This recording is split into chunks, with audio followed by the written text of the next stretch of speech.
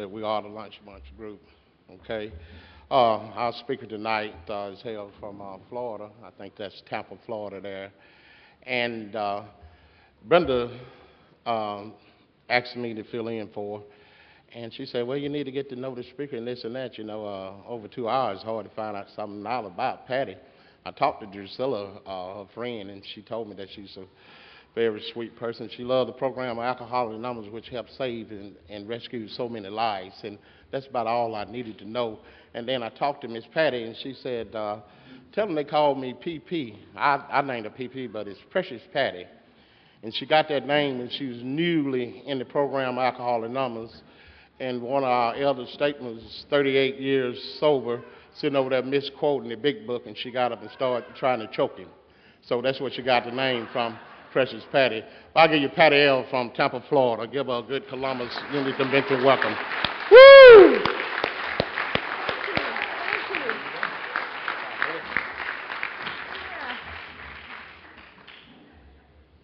Hello, everybody. My name is Patti Lacascio, and I'm an alcoholic. Can everybody hear me? I don't want you to miss a lick of this story. You sure? Because we'll have a test at the end. Okay. I'm a member of Alcoholics Anonymous. My home group is in Tampa, Florida. I'm a member of the Midday Matinee group, and we meet Monday through Friday at noon at Club Yana. And we adhere to the solution instead of the problem. And you're welcome to join us at 209 South Tampania Street in Tampa, Florida at noon. My sobriety date is February the 8th, 1977, and by the grace of God, I am so grateful for that.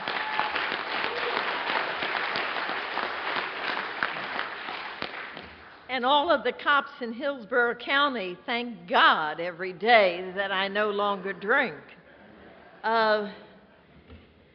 Well, let me get started on my sad-ass story up here. I'm born in Tampa, Florida. I'm a true cracker. And, we're different than Georgia folks. We don't marry our sisters and brothers, only our first cousins. And, but other than that, we're pretty much the same. I'm born in Tampa, Florida, and my friend Drusilla is born in Ocala. Except the crackers call it Ocala. The Indians, the Seminole Indians, call it Ocala. So, and she's a real Floridian. And I want to thank y'all for allowing me to have her as my guest up here this weekend.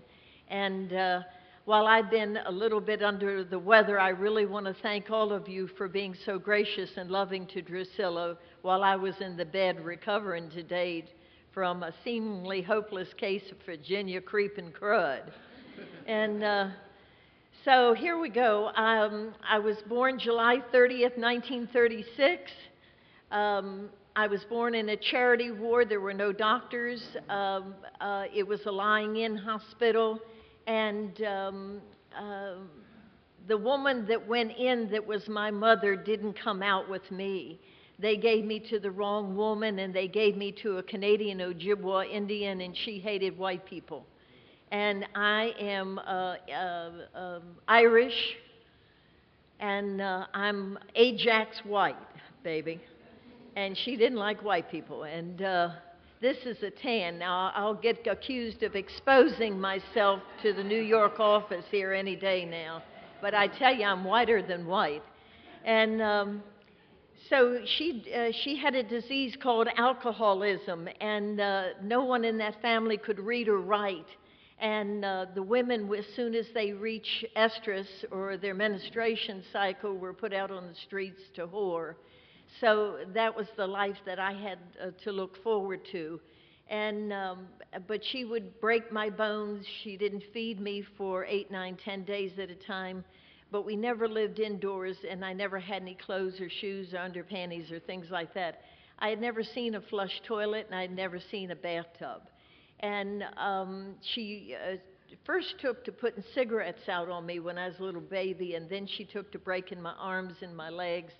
And if she was really drunk, she'd try to choke me to death. And my sister, my older sister, a little Indian girl, tried to hide me from her quite frequently. And then by the time I was 4, she started selling me, especially to white men, for big money.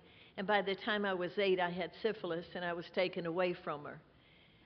So that's Mommy Dearest. Um, uh, when I was 8, I was adopted, and I couldn't have picked the two best parents that I got from the adoption, and they were both born in Sicily in 1890. And an Irish fella taught my father how to speak English. His name was Patrick Aloysius O'Boyle, and he later became known as Patrick Aloysius Cardinal O'Boyle. But he taught my father every filthy, dirty word, nasty word in the English language. And you'll have to forgive me, but if my Daddy, when he got excited, he didn't have to be angry, he just got excited. His favorite expression was, "God damn a son of a bitch." And then he would holler my mother's name, Maria. And she was supposed to solve all his problems. Daddy and Mommy worked very hard, and Daddy was the oldest of 16, and my mother was the baby of 7, and they got all their sisters and brothers to the United States. So needless to say, I had so many first cousins. Every time I think about my family, I think of that motion picture, that my big fat Greek wedding. I'm telling you, I had more first cousins than Carter had liver pills, and they were all named Tony and Rocky and Marie and Mary, and we ate a lot. And my parents, by the time they got around to having children, they couldn't have children. And why they adopted me, I will never know. I've never known the truth. I don't know how it came to be. But one time I asked my daddy, I said, "Why did you adopt me in a day when people didn't adopt anybody?" And Sicilians didn't adopt anybody, especially a redheaded Irish girl. And he looked at me, and all he could say was, "Baby girl, I love you red of curls." And I knew that's about the only truth I would ever get out of him. They took me to the doctor that first day or two, and I was dying of tuberculosis, malnutrition, and a bad case of rickets. And so I was a year in the TB Institute in Tacoma Park, Maryland. My daddy had taken me up to Washington, D.C. from Florida. And and every day my beautiful adopted mother came to visit me, and she taught me how to read and write, and then she taught me mathematics, and then she taught me sciences. And everybody thought she was this charming little gumare, a sweet little lady, but, could cook and clean. But my mother was extremely attractive, like a movie star, and my mother had servants. And but nobody knew how intelligent my mother was until I went to school. And then after the year being in the TB sanitarium, I was a year bed rest. And my second floor of the house was probably half the size of this room here. And I had a bedroom, a sitting room, and my private bath. And I had a black mama named Sarah, and she had her own bedroom and her own sitting room and her own private bath right off of mine. And every day of my life, my black mama washed my pretty mouth out with Fell's Naphtha soap, because I had the language of the streets, and it was not pretty. And I stuttered a lot, and the more I got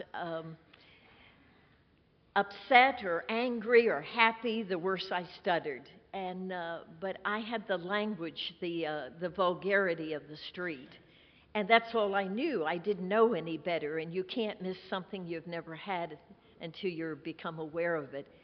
So Daddy made me make a promise when I was in the bed rest stage of recovery, and he said, because I don't sleep 8 hours, I sleep about 2.5 hours a night. And then I think nothing of calling Drusilla at 3 in the morning and saying, "Hey, you up?" And we talk on the phone because she doesn't sleep a lot either. And so I promised Daddy as long as I didn't come out of my bedroom, I could play the radio, I could read, I could dance, I could do anything I wanted to do, but I just couldn't come out of my bedroom. And I couldn't bother my poor Sarah because she needed all the sleep and energy she could get because I was a trip. I'm telling you, I was known as precocious. Have you ever met a I bet you these alcoholics in this room tonight were considered precocious too when you were growing up. That's another what expression for badass, you know. But they in those days they called it precocious. So let me move right along with my sad ass story here. You know, in the book it says we will intuitively know, we will develop a sixth sense of God consciousness. Well, I knew all about that when I was 10 years old, and it got time for me to go to this thing called school, and they were going to send me to Catholic school, and I intuitively knew that I didn't like Catholic school, and I hadn't even gone yet. And but they kept mentioning words like discipline, and that I didn't even like the sound of that, you know. And I hadn't even gotten there. And so I went to school the first day, and I was sitting there minding my own business. I was, you know, four-step inventory. What was my part in it? Me? It was your fault. It was the nun's fault. You know, I'm just sitting there, innocent party. And so this I had never seen a nun before. And that's back in the, well, you know, I'm telling you, that's when nuns looked like nuns and acted like nuns. And here comes this big old bird or this crow or penguin floating through the room. And I had never seen anything like that before, and I thought it was a penguin or something like that. And everybody jumped up out of their seat, and they stood there like soldiers and said, "Good morning, sister." And I was just sitting there minding my business. And she pointed at me, and she snapped her fingers. You know, nuns take lessons on being heard 3 blocks away when they snap their fingers. She said, "Tarantino, up." And I was greeting her. I got up out of my chair, and I gave her the greeting of the street. And I said something like, "Hey, blah, blah, blah, blah, blah, are you blah, blah, blah, talking to me, you blah, blah, blah, blah, blah?" And she came over and hit me. She didn't slap me or whip me. She hit me with her fist, and I had bloody nose, and I thought she had broken my jaw, and I was down on the floor. And I got up. I said, "What the blah, blah, blah, blah, blah, blah, did you do that for?" Blah, blah, blah, blah, blah. And boy, boom, ba, boom, and she hit me, and I was down on the floor again. And you know, street people, we're fast learners, because if you're out there on the streets and you don't learn fast, you're going to get eaten alive. And so I got up and shut up, and but I got about 6 more whippings that day. And boy, I was marching up 6th Street Hill. My father was big mafia, and you know, born in Sicily, and millionaire, and I'm marching up 6th Street Hill, and I'm going to tell my papa. And I didn't know anything about mafia, but I knew my father was a powerful man. And I was going to tell my daddy what that crow had done to me, and he was going to go whoop her butt. And so it took me half an hour to get 2 sentences out, and I'm spitting, you know, and spit's coming out of my mouth. I was mad. I was beyond mad. I was rage. And he said, "Baby girl, what happened? And what did she say? And what did you say, honey?" And it came out. And my daddy did something that day he never did again in my whole life. My daddy whipped me almost as hard as the nun had whipped me, and he was hollering at the top of his voice, "Disgrazione, you will never disgrace me again." And I learned 2 lessons that day. I had a spiritual awakening. And I learned 2 big lessons that day. The first lesson, never, ever, ever talk back to authority. When a cop tells you to assume the position, you say, "Yes, sir." And you just assume the position, you know. You don't talk back to authority. Once, you know, you say, "Yes, sir," you can do whatever you want to do, but you don't talk back to authority. And the second thing is you don't tell Daddy anything. And what makes it easy to do those 2 things is if you put alcohol or other substances on top of it, it's real easy to keep all that stuff down. That's why some alcoholics don't want to sober up. That's too uncomfortable when all those truths start rising up and all that bubble like methane gas. And my God, we come and we tell you in fifth steps, we start telling you our truths, and it ain't pretty. It's not pretty. So here I am, just going along to get along, and the nun said, "Can you read and write?" And I said, "Yes." And she said, "Yes, sister." I said, "Yes, sister." And she said, "Good, read to me." And I read to her. And then she said, "Can you do mathematics?" And I said, "Yes, sister." She said, "Well, what do you know?" I said, "My mother and I just finished algebra, and we're starting calculus and trigonometry, maybe trig first and then calculus." And she looked at me, and I'm in the fifth grade. And so I spent a month in the fifth grade, a month in the sixth grade, a month in the seventh grade, and a month in the eighth grade, and they put me in high school. And then they tested my IQ. Now, I'm like a lot of alcoholics. I have a big, big, big high IQ. I don't have a lick of common sense. That's what AA is teaching me today. Common sense. Patti, if you don't want to get drunk, don't pick up the first drink. And I think, oh my God, that's profound. Somebody ought to write that down.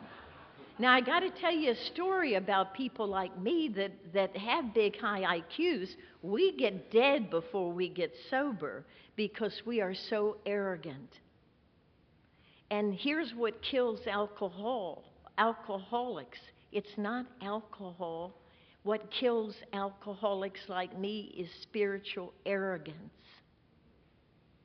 We are God. We don't need a power greater than ourselves because there's nobody bigger than us. And so we self-destruct usually very, very young. So let me continue telling you my sad-ass story. So the nuns decided in high school they were not going to push me along, even though my father would have liked it, and I spent 4 normal years in high school. My beautiful mother, adopted mother, died when I was 13, and my father was desolate. My father adored my mother. I adored my mother. And so I went to boarding school with those same nuns that had the high school.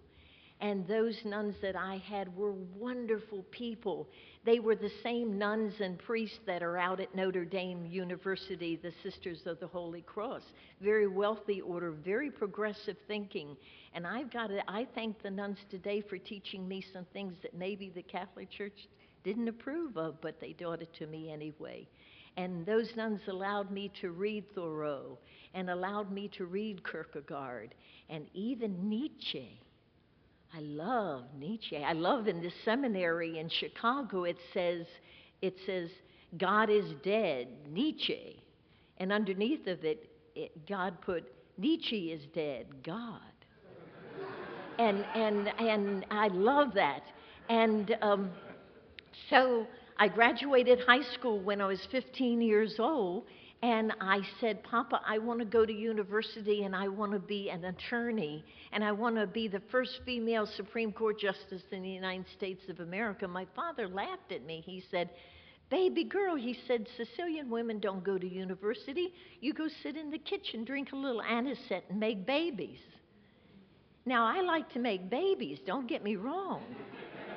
But I thought that other business was boring. I wanted to be somebody. So when I joined Alcoholics Anonymous, I joined a room full of people just like me.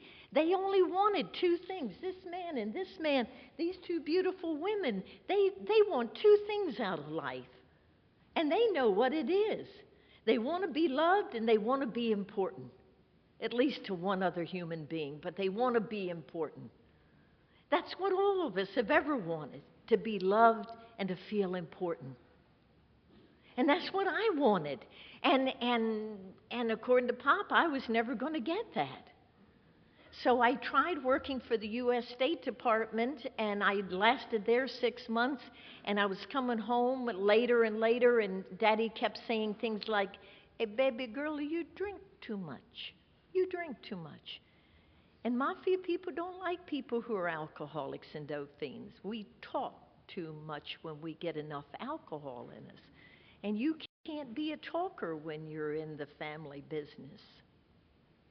And so by the time I was 16, I was back out at the Tacoma Park Sanitarium Hospital that I had been when I was the TB, but this time it wasn't TB. It was a fancy drying out place for congressmen and ambassadors. And I'm 16 years old, and you know what the treatment was back in 1952 for alcoholism? Electric shock therapy. Live better electrically, baby. Woo-hoo-hoo! Just like General Electric, better living through electricity, you know. Now, I wasn't drinking, but I couldn't remember my first name. See? And I knew that I was going to die in that place, and I knew I had to get out of Dodge, and I knew that if I didn't straighten up, my father was probably going to have one of those lobotomy jobs done on me, the way old Mr. Kennedy, Joe Kennedy, had the same thing done on his first daughter, Kathleen, I think her name was, because she was a little mentally challenged. And that operation went so bad that she had to be committed and taken removed from society. And that thought scared the hell out of me. So I did something to get thrown out of there, and I did get thrown out, didn't even bother going back to my father's house, and came back to Florida. And I met up with 3 guys called the Mackle Brothers. They founded U.S. Homes, and they were selling a little island off the coast of Naples, Florida, called Marco Island, Florida. And we were selling seawall lots for $3,500, and now they run over $1 million. And by the time I was 20 years old, I had married, my husband had died, and I had a little boy, and I had my first $1 million in the bank. And I was fast becoming the person I've always wanted to be. I wanted to feel important. I was never going to be brutalized again by anybody. Nobody was ever going to break these bones. Nobody was ever going to put a cigarette out on me. And no man was ever going to abuse me again. And then my father decided, before I did run away from home, my father had, let me tell you about my first drink. My father thought that he could curb my drinking if he got me married. So he invited 2 men from Sicily, and the first one was skinny and handsome, and he was a womanizer. And I thought, if I marry him, I'll kill the SOB within a week, you know. Because he only looked at a woman from here to about north of the thighs. And that's the only thing he looked at. I don't even think he knew what my face looked like. And I thought I wouldn't marry him. And the second guy was Tullio Civilio. Now, I have trouble remembering what I had for lunch yesterday, but I can tell you a guy that I met when I was 16 years old. I can tell you his name. And Tullio was a little overweight, maybe about 350, 400 pounds, and I weighed 89 pounds, and I knew how babies were born. And I'm driving down to the beach, and I'm looking at Tullio, and I'm looking at me, and I'm looking at Tullio, and I thought, that's going to be like a steamroller. He's going to squish me. So we got down to Ewald's Tavern, and he bought me a Miller High Life beer. And I loved it. It was wet, cold, and delicious. And it just slid down my throat into my tummy. And then I had 2 of those Miller High Life beers. And all of a sudden, my tummy was going boom. And I had a 3rd beer. And I went boom. And I was becoming a sex symbol. Now, I only weighed 89 pounds. I had no bosoms at all. I was 15, 16 years old. And then I had the 4th beer, and I became a combination of Marilyn Monroe, Jane Mansfield, and Deanna Dior's, baby. I wasn't stuttering. I danced with every guy at Ewald's Tavern. I told jokes, and they laughed. And I thought, you know Bill's story when he says, I have arrived? Honey, I felt just like Bill. I thought, bring it on, baby. Bring it on. I'm feeling good. What's that old song? I feel good, you know? And I just love this stuff. And I sat down, and there's old Tulio across the table, and he's grinning like an old Cheshire cat. And I read his mind. I got the ability to read his mind. And I'm looking back at him, and we had that ESP going between us, baby. And then he bought me a fourth beer. And what he was thinking was, it's only going to take one more beer. And I was looking at him and giving him the ESP, and I was thinking, and I hoped he got it, I don't care how many beers you buy me, you ain't going to get in my drawers this afternoon. And I never saw Tulio again. Daddy shipped his butt back off to Sicily. And then Daddy put me in the treatment center. So when I came to Florida, I knew what the solution to life was. I knew how not to stutter. I knew how to be a sex symbol. I knew how to sell real estate. Drink alcohol. The hell with the real estate license. Drink alcohol. Because back then, but this is before lawyers joined the real estate game. We made money back in those days. We'd write contracts on old paperback. Remember paperback from Safeway? Hell, we'd write or Piggly Wiggly. Hell, we'd write a contract out on a bag. We made money. Got lawyers out of it. What does Shakespeare say? First kill all the lawyers? Anyway. Oh, I forgot. We're not supposed to bring outside subjects into Alcoholics Anonymous, so we won't talk about that today. So I'm doing good, and I married a bird colonel in the Air Force, Sam Cedro. He loved the hell out of me. I had a little baby, and Sam died the day my son was born. Two drunken teenagers on the wrong side of the road split him in half, going 100 miles an hour. And I'm 20 years old, and I'm in Washington, D.C. when I was having my baby. And in Washington, D.C. back in those days, a woman who was not married under the age of 21 was a minor, and I became a ward of the court. And my baby became a ward of the court. And they took all my money that my husband had left me and all the millions I had made selling real estate, and they took over. And lawyers can just eat up your money and fees and all this kind of thing. I didn't get my money back till I was 23 years old, and by then it was gone almost. So I said, the hell with them, and I went back out and started making more money. So by the time I'm 23 years old, I'm in Chicago, and I'm buying real estate, and I've made some more millions selling real estate. And now I'm up there, and there's this fellow named John Murphy. I'll say his last name. He died sober, and he was my broker. And he started saying things like, because I was up there about a month and a half, and he kept saying things like, gee, Patti Ann, what do you weigh, 105 pounds? He said, I never seen a woman drink as much as you do. Where in the hell do you put it? He said, you can outdrink most men. And I noticed he didn't drink. So it was January 1959, so he said, I'm going to a meeting on Sunday night. I wonder if you'd join me. And I thought, well, that's an odd time to have a real estate meeting, Sunday night at 8 o'clock. And my God, I walked in the room, and there was these old farts.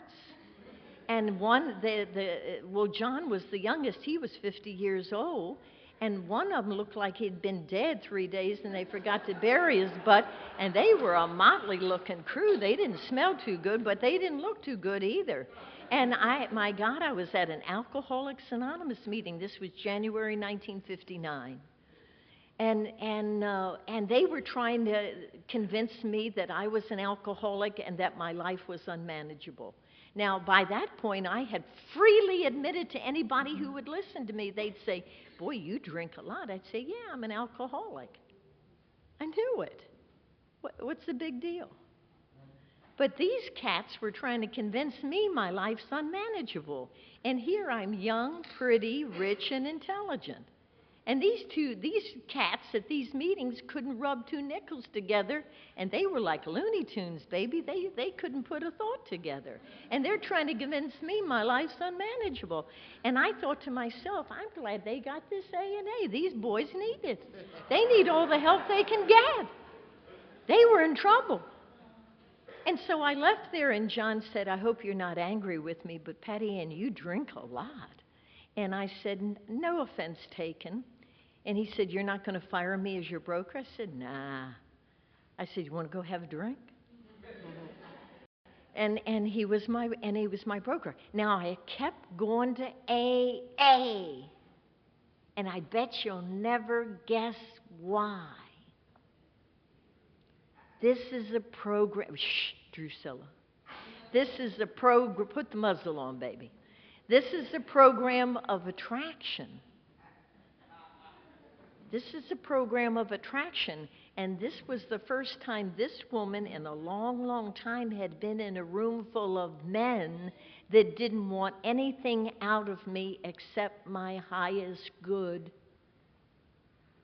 And that impressed the hell out of me. That you weren't trying to get into my bankroll or my panties. But you think that's funny, huh? When's the last time you went out with a bunch of guys that didn't want in your bankroll or your panties? So y'all impressed me.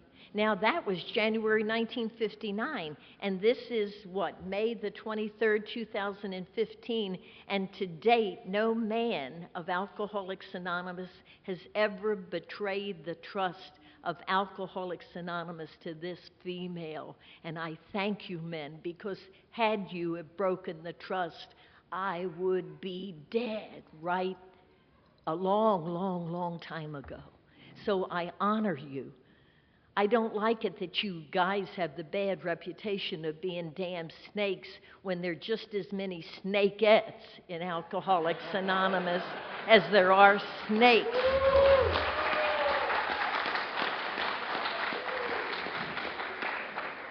So now let's progress. So I'm drinking, making money, and I have another baby, and she dies when she's 12 hours old. And my son is now looking at me saying, Mommy, and I've been married 2 times now, and my son is saying, Boy, Mommy, I thought we were going to have brothers and sisters. What's happening? And I looked at him one day and I said, Well, if I could ever keep one alive, honey, because I've been married 3 times and I've never been divorced, they all die. And I'm not anywhere around them when they die. And somebody said, Gee, Patti, we knew you were good. We didn't think you were that good. That's funny. So I wanted to have a lot of children, and I got to tell you, you better be careful what you pray for. Because when I was about 27 years old, my best girlfriend that I'd gone to boarding school with died having her 11th baby. And 2 months later, I went back up to Hammond, Indiana, because her husband had died in a freak construction accident. And now these kids didn't have anybody. And I found myself adopting those 11 children. I was already godmother to 3 of them, and Aunt Patti to all of them. So I convinced this judge up in Hammond, Indiana, to let me have the children. And after he signed the papers, that one night I'm sitting there getting them all packed up, and it was late at night, and they were asleep, and I went in and sat on the toilet, and I thought, now what did I just do?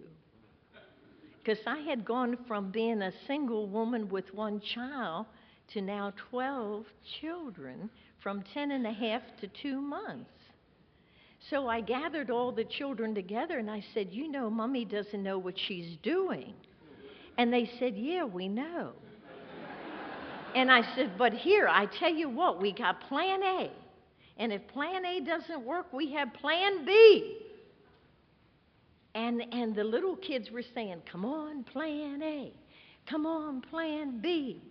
And then one of the little ones said, Mommy, what happens if plan A and plan B don't work? I said, We're in deep doo-doo. So we laughed a lot. So all the yets that you guys promised me, I was going to AA every day. You know, meeting makers make it, right? You ever heard that crap in AA? Meeting makers make it. Sure, I went to a meeting every day for 18 years and 1 month. Got drunk every night, 1 day at a time. And so there's a little bit more than just going to meetings every day. It's something called change, psychic change. Imagine that. We got these 12 steps, and it's better than just hiding holes in the wall. You know, we got them on the wall in AA, and we're supposed to take. You know, the worst thing alcoholics has ever done is taken the steps out of the book and put them up on the walls. I think it's one of the worst things we ever did. Because people think they can take the steps from the wall, and you can't. You absolutely can't. And now, thank God, we have the 12 and 12 to go along with that big book, Alcoholics Anonymous. Because now I know what Bill was talking about when he talked about steps 6 and 7. Now I know what it is about the sexual, or those three instincts that go to make up self. So let me tell you about getting sober. So it's February the 8th, 1977. And all the time, money I've made, I've put into trust funds for my children. So my children are used to living in a 15-bedroom house, having a chauffeur, having a cook, having a housekeeper, and and I homeschooled my children years and years ago. And I was going down and down and down, and my children were progressing and growing and with dignity and grace. And so finally, I went exactly where I belonged, because in 1972, I was in county lockup and I got raped and mutilated by 5 cops. See, my father had told me to keep my tail out of Tampa, Florida. Tampa, Florida is a big mafia city. And those people never liked my daddy. And so I found 4 of the 5 cops, and they'll never rape another woman or mutilate another woman. I was sentenced to prison for the 5th time in my life for 4 counts of first-degree murder, and I was guilty. And I went, and my daddy had gotten me out of prison 4 times, and this time he got me out of prison for the 5th time and told everybody that as far as he was concerned, I was dead, and he didn't want to have a damn thing to do with me. So I went where I thought I belonged. I went up underneath the bridge, and I lived there it was until February the 8th, 1977. I was living in a freezer box, drinking rubbing alcohol, no hair, no teeth, no fingernails, covered with syphilis and wine sores and maggots all over me. And that's what happened to this alcoholic, and that's what happens to alcoholics who continue to drink alcohol. We forget that this is a chronic terminal disease. We forget that. We're stopping. We don't tell that to newcomers anymore. You can't scare them, but we don't tell them that anymore.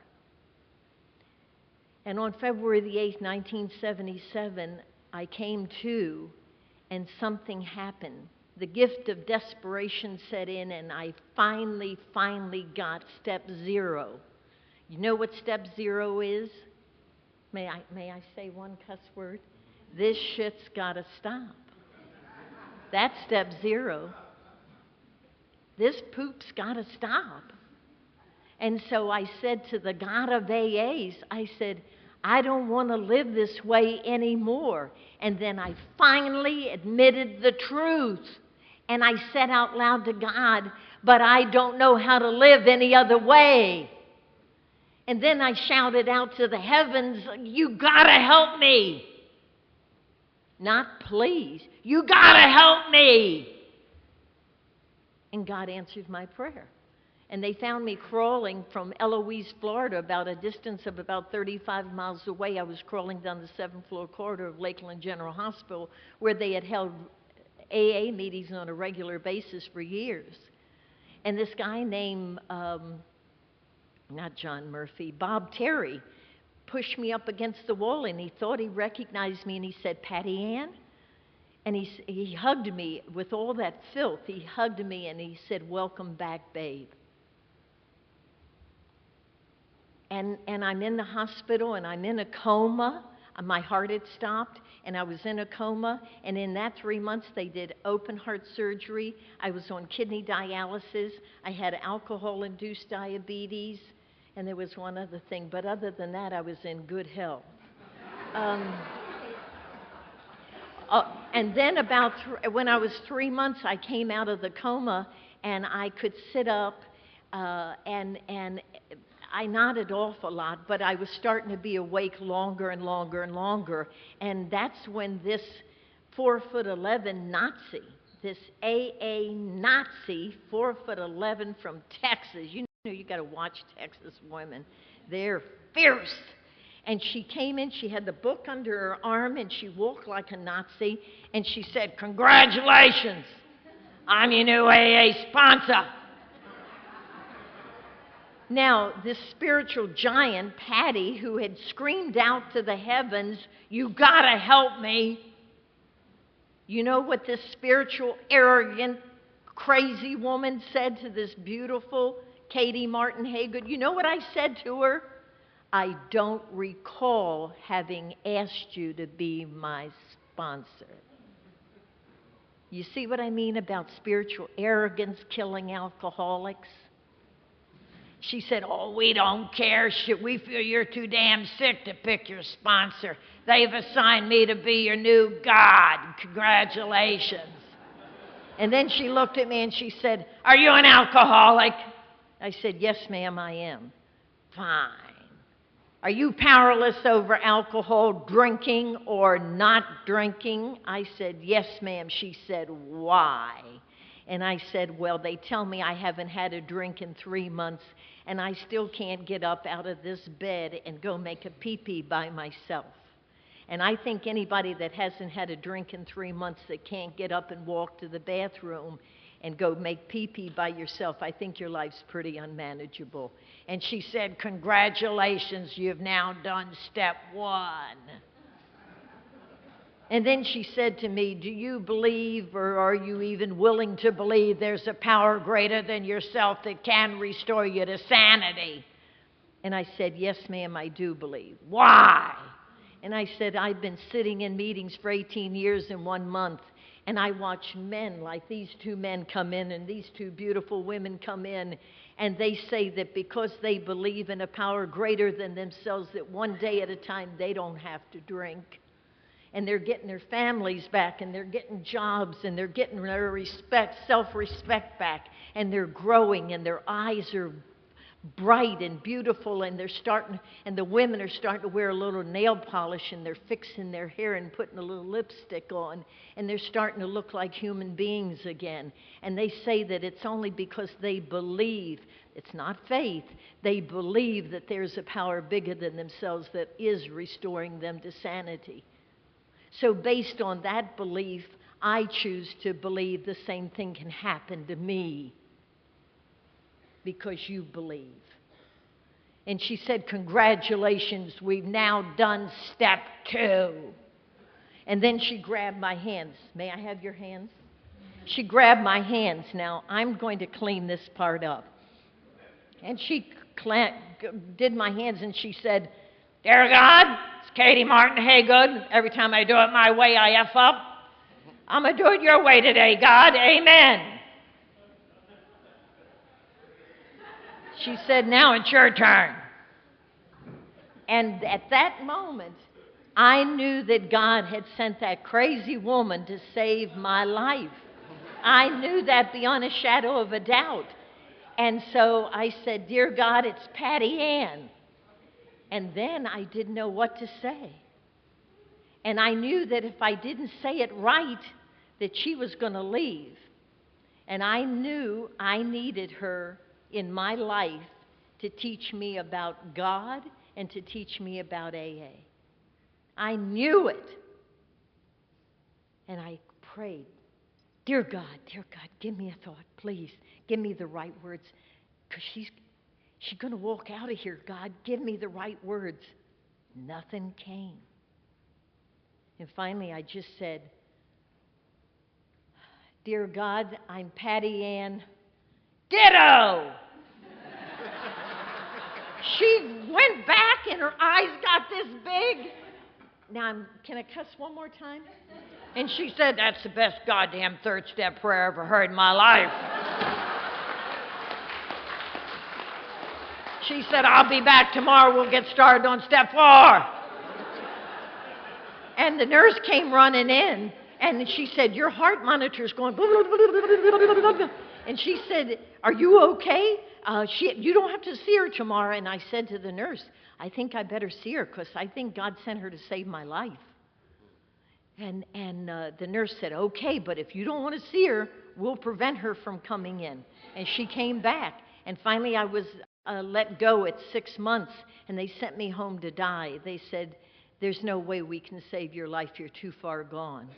And Katie said to me, she said, you're not going to die on my watch."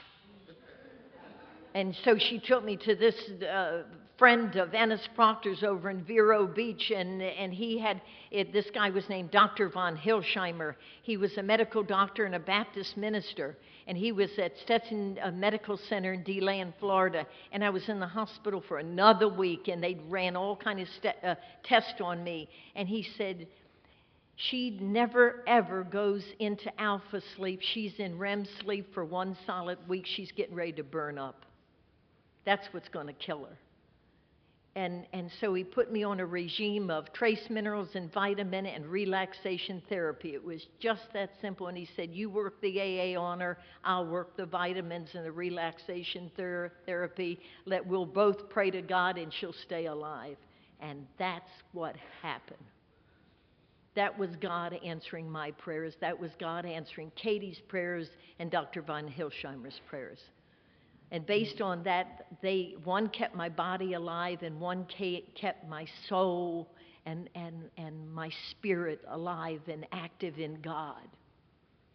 And that's the only reason I'm sober today, because I believe beyond a shadow of a doubt that I have this power bigger than me that can do anything. Anything. And I pray for my highest good. I don't pray for things anymore. I learned that a long time ago, not to pray for things, because the only thing I would do would be to limit God. God wants to give me everything. Why would I limit God? Why would I pray for a Chevrolet car when God wants to give me a Rolls Royce? You know, it's just that silly. So let me tell you a little bit about Katie Martin Haygood. Do I have time? Let me see. Oh, just barely enough time. Let me tell you one story. And she said to me, "I need you to go to university and become a CPA." And I said, "You crazy. You crazy." She said, "Where's all this acceptance? That's all I hear out of your mouth. You accept everything. Where's all this acceptance?" I said, "Katie, I'm on life parole from prison. No state in the union's ever going to let me write a CPA exam, even if I go to university for 4 years. You're crazy." She said, "God will provide." And I found myself thinking, well, I know she's a nutcase, but she's never lied to me. So I went to Polk Community College. And because I'm such a big brain, I went 2 years in 1 year. And then when I was sober 2 years, I started writing resumes out and getting them out. Of course, the resume was only that big, but, you know, I was trying to get a job to get away from her. Because she sometimes would get on my last nerve, you know. You know what that Southern expression is? You getting on my last GD nerve? And sometimes she got on my last nerve. I loved her, but she was just, she was fierce.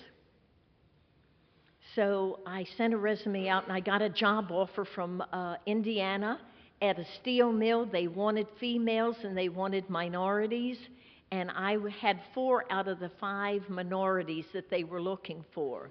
I was a female, I was a convict, I was a recovering alcoholic, and I had a Spanish-sounding last name. The only thing I wasn't black. I'd had the whole basis, everything. And so they gave me a job making $15,000 a year. I was only making $7,000 in Florida, and they were going to pay my last 2 years to Purdue University. And Katie said, "You see, I told you God is providing. You got to go there and do that job." And here this prissy Southern girl shows up at the steel mill with my hard hat on, my steel-toed boots on, and I'd never had a pair of Levi's on in my life. And here this Johnny Harper, this craneman, drops a load of steel 5 feet away from me to scare me.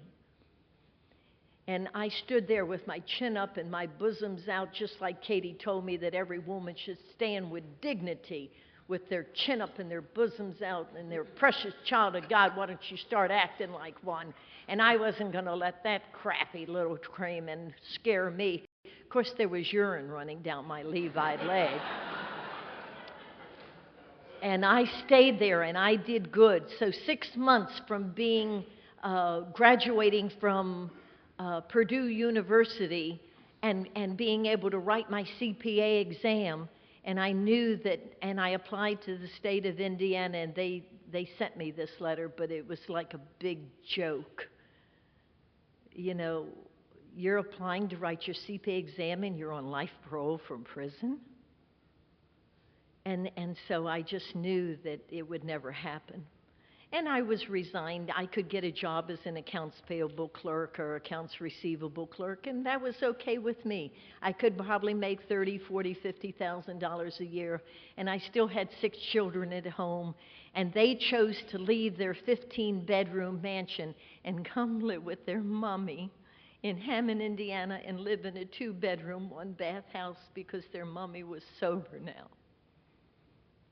And that always got to me, that they chose to do that, to be with their mother.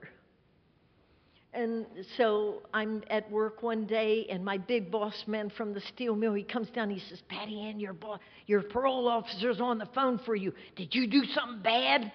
And I said, "No." I said, "I wonder if it's an old warrant." Because, you know, we think that way, don't we?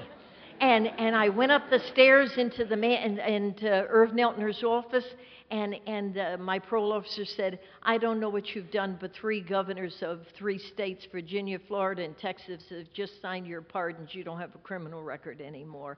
And he hung up the phone. And I thought, oh my God, oh my God, oh my God. And I started screaming. And Johnny Harper, who I was now sponsoring in Alcoholics Anonymous, he started tooting the crane horn, and Frank Kyle, the executive vice president of the whole mill, came running out to the mill. They thought maybe a fire or one of the furnaces had exploded, and everybody was jumping up and down. They were so excited for me. And he said, "Oh, Patti Ann, go home. You're useless." He says, "and go and apply again to the state of Indiana. I'll write your letter of recommendation." And I got to write my CPA exam. And by this time, I had a little apartment. The kids had been grown. The last baby 6 had grown, and they were off in university. And so I was living in downtown Chicago. I was going to have to do a 5th year of internship, but I could still write my exam. And so I remember getting on one Sunday, getting on the elevator. We lived on the 5th floor, and I had a little condo. And I had my sweats on, Purdue, 82. And in comes the elevator, comes Kellogg, Wharton, University of Chicago, big accounting schools. And here's Purdue, an ag school. And they said, what was your major? I said, "Oh, I'm going to be a CPA." And here's these big guys that had gone to these big accounting schools, Kellogg, Wharton, University of Chicago, and they said, "Isn't that an ag school you're going to?" And I said, "Yeah, it is, agriculture school." So every Sunday, they wouldn't even invite me to lunch, the 5 of them. And so I'd go off and get my McDonald's, and they would go off and have fancy lunch. And so November, I got on the elevator, and I was saying, I passed the CPA exam." And they said, "Well, we failed." And I looked at them, and you know what a smart-ass alcoholic says to those people? "You should have gone to an ag school."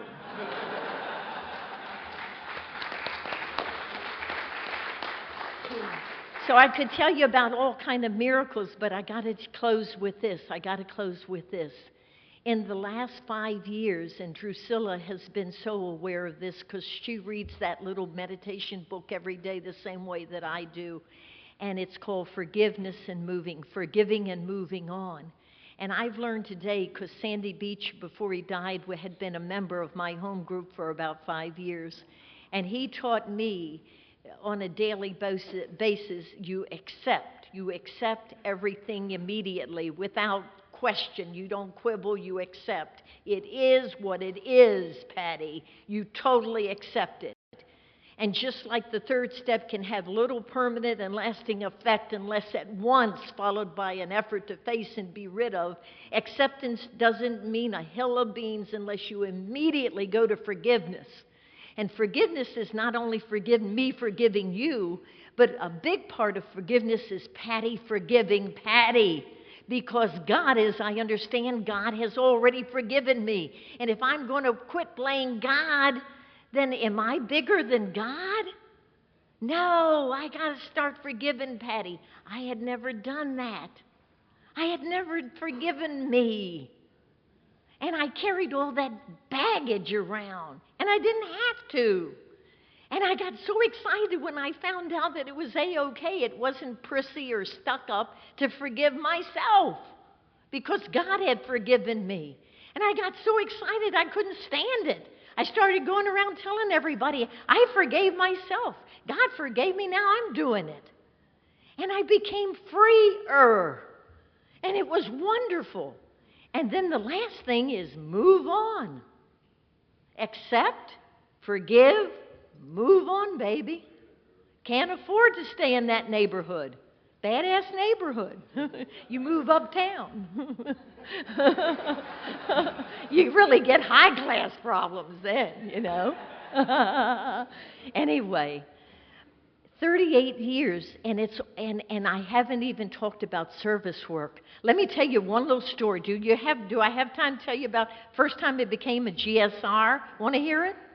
Okay, Katie didn't believe in special interest groups. Oh, God. Do you talk about men's groups or women's groups or gay groups or cross-sided drunks or pilots groups? She'd say, we're a fellowship of men and women. I don't want to hear that crap. That's not AA. It goes against our traditions. She's big on traditions. She loved that service manual.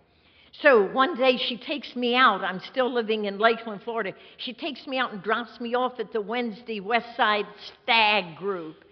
And I said, Katie, I can't go in this meeting. And I said, what are you doing? You're leaving. She said, go bust them up. I said, Katie, they won't let me stay at that meeting. Go bust them up. And she left. She left. So I walked in there, and the old farts were sitting there, and they said, what do you want, Patti Ann? You can't stay here, precious. And I said, I'm a member of Alcoholics Anonymous. I can go to any meeting I want to go to, and you can't stop me. And they'd say, shut up, get your coffee and sit down, shut up. So that was Wednesday night. Guess when our district had their district meetings? Guess which night? Wednesday night. So the boys were not dumb. They elected me GSR because once a month they got to have a meeting by themselves because I was off at district being a GSR. That's the only reason I ever got elected GSR. Not because I was a wonderful trusted service, because they could have a decent meeting without know-it-all. So anyway, so I became a DCM, and I went to area assembly, and I looked at all these people that they knew all these things, and they talked about service manual, and you talked about the 12 concepts, and I said, Katie, I said, what about these 12 concepts? And she said, well, it's about time I tell you the truth. AA is not a 12-step program. AA is a 36-step program. And I said, what? We got 12 steps, 12 traditions, and 12 concepts of service. And if you don't do all 36, you're shortchanging yourself. And I thought, oh. She said, read that service manual, go in the back and read about them warranties. And if you don't get excited, she said, then something's wrong with you.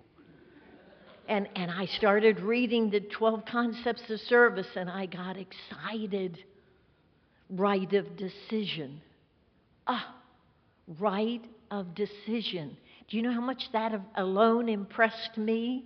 That I can represent my group, but if I get down to assembly and one of you cats stand up and tell me why this proposed amendment is not good for AA, that I can, if I think it's for the best of AA, I can choose that right of decision because my group gave me that when they elected me their GSR. Man, I love that. The right of minority. If there's one vote against, I can raise my hand against, and they're going to listen to me. They're going to go to the minority and ask if anybody, based on what I just said, wants to change their vote. My God, do you know how powerful that concept is? I don't know about you, but it excites me. I love it. I love the idea that we do everything by 2/3 vote, not just a simple majority. That impresses the heck out of me that we AAs can agree. 2/3 of us can get together and agree. We can't even agree how to cross the street the same way. So I've talked too long and too much. I just want you to know I love you. I thank you for inviting me, and I love Alcoholics Anonymous.